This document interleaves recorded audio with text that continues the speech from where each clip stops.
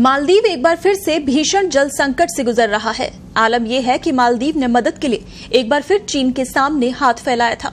इसके बाद अब चीन ने मालदीव को 1500 टन पीने का पानी भेजा है। दिलचस्प बात यह है कि तिब्बत के ग्लेशियर का जमा हुआ पानी है ये। रिपोर्ट के मुताबिक मालदीव का कहना है कि उन्हें चीन से 1500 टन पीने के पानी की खेप मिली है। मालदीव को की गई ये मदद बीते साल नवंबर में चीन के तिब्बत स्वायत्त क्षेत्र के चेयरमैन यान जिनहाई के माले दौरे के दौरान बनी सहमति के बाद की गई।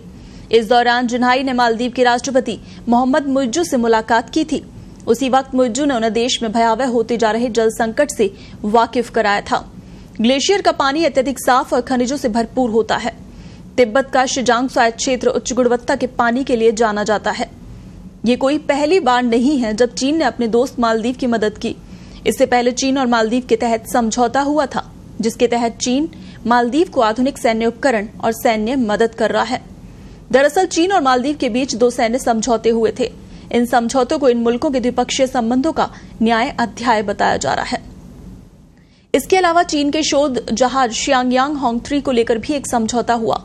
ये जहाज हाल ही में मालदीव पहुंचा था। इसे चीन का जासूसी जहाज भी कहा गया।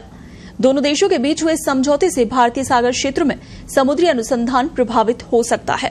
भाई भारत के मालदीव बायकॉट के बाद मुइज्जू ने देश के पर्यटन क्षेत्र को बढ़ावा देने के लिए चीन से मदद की गुहार भी लगाई थी।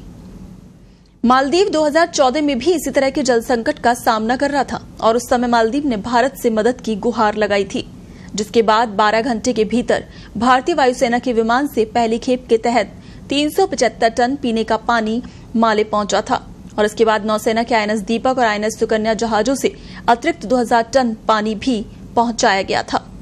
आपको बता दें, प्रधानमंत्री मोदी के लक्षद्वीप दौरे के बाद मालदीव की सरकार के 3 मंत्रियों ने पीएम मोदी के इस दौरे की कुछ तस्वीरों पर आपत्तिजनक टिप्पणी की थी और इसके बाद से ही दोनों देशों के बीच राजनयिक विवाद गहराया हुआ है। इस मामले पर विवाद बढ़ने के बाद तीनों मंत्रियों को हालांकि सस्पेंड कर दिया गया था। दोनों देशों के इस तनाव के बीच मालदीव के राष्ट्रपति मुइज्जू चीन के 5 दिन के राजकीय दौरे पर चले गए थे और इस दौरे से लौटने पर मुइज्जू ने लगातार भारत पर निशाना साधा था।